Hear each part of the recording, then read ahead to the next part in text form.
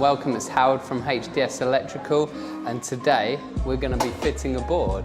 Now, we were going to be doing it under the stairs, but there's a gentleman fitting flooring over the stairs, so we're going to do a lot out here because it's very noisy. We came in because it's a bank holiday, thought it'd be nice quiet work to do on a bank holiday, and also no one else around for filming, but such is life, we all got to work together. So we're going to fit one of these. We're going to disconnect temporary sockets for now, or not disconnect, we've got to leave them on. So I'm going to fit this lower. I was going to rip the old board out, put the new one in, but we'll just have to leave this unconnected. Right, first thing we will do when we get there is make a list of all the cables. So we're going to run out all our labelled cables, write down all the circuits, number them, order them, then we can put them in a specific order inside the fuse board. I'm going to quickly take all these out, label them up, prepare them, then I'm going to loosen the temporary sockets. I'm going to have to leave them on because these guys are still on power. But we're going to fit our fuse board in a sec. It was going to go nicely up there. Thanks to the constraints of other people, we're just going to put it there for now, which isn't too bad. Actually, tell you what, I might put it lower down still. I was going to put trunking up, but if I put it lower still, we can have these going straight into the board, get a nice easy seal with our foam. So I'm going to work out how that's going to go there, mark my holes, jobs are good. So what we've done, we've shortened all of these cables, I've straightened them out a bit. There's still some cables for the stats, so temporary garage cables, so I've left them. What I'm going to quickly do is put that board there and put a little piece of trunking along the bottom. So I'm going to get that board leveled up, and I'm going to use a pen to mark it and maybe a spray, and then I'll show you how we fix it. What I have done is I've marked the 4 holes. Now what I'm going to do is drill them, put some big old screws in. I got these screws, going to put them in, and then we're just going to tuck our bit of wood behind and pinch it up. What I'm going to do now is put the tails in, get the tails ready. I keep that to hand.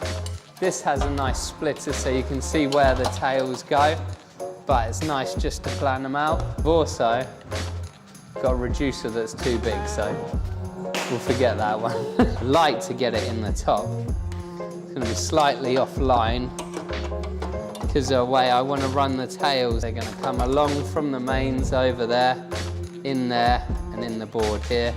Probably in a bit more trunking at a later date. I would have liked to have used that hole, because then I could bring them up and in line.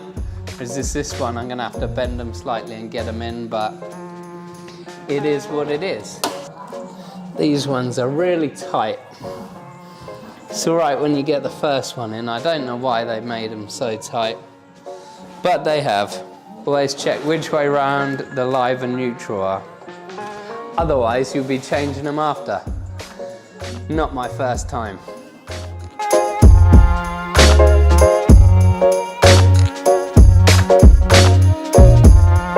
These are easy bend tails.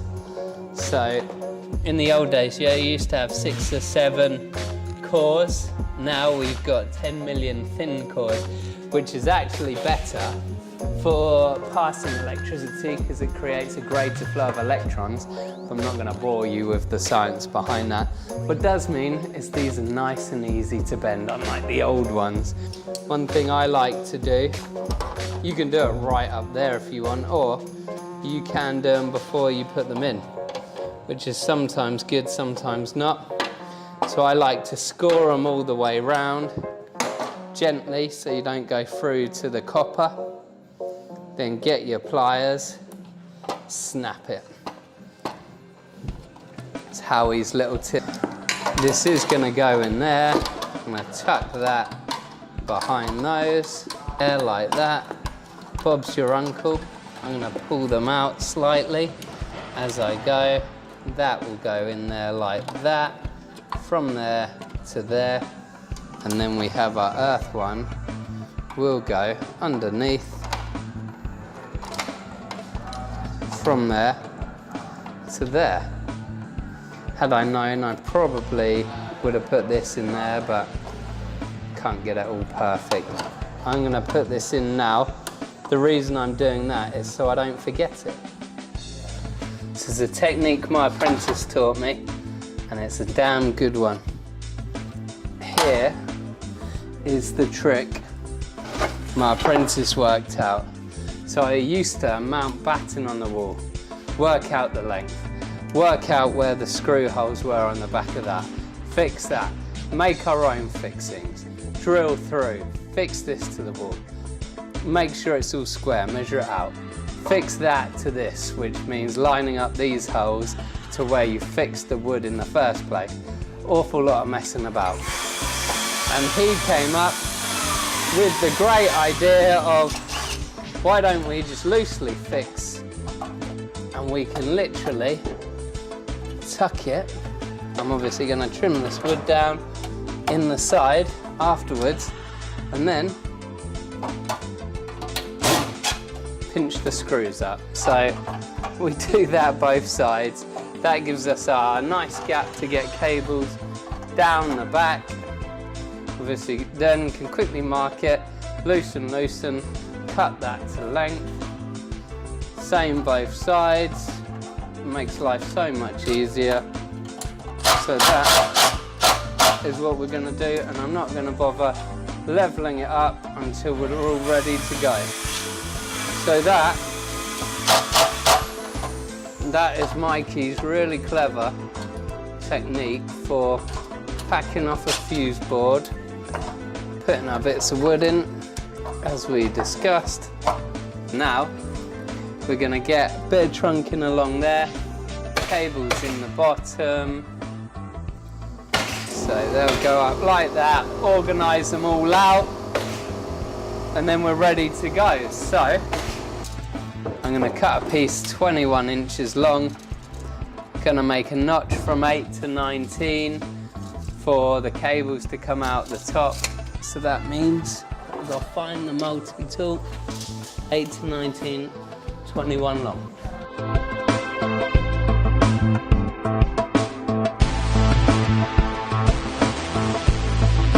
Make sure you use all of the blade, as is typical. You can see someone's only used that much of the blade, and then that just means that's the only sharp bit left. This isn't mine, I found it in Aaron's van. I'm not going to blame anyone except Aaron.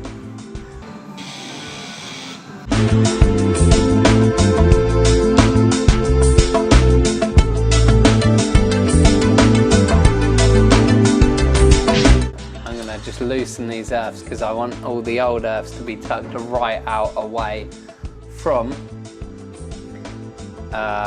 this board. Ordinarily, you'd never want to use an impactor to do things up or undo them, but because this has a clutch, you can get away with it, and then obviously do it up by hand, torque it up later.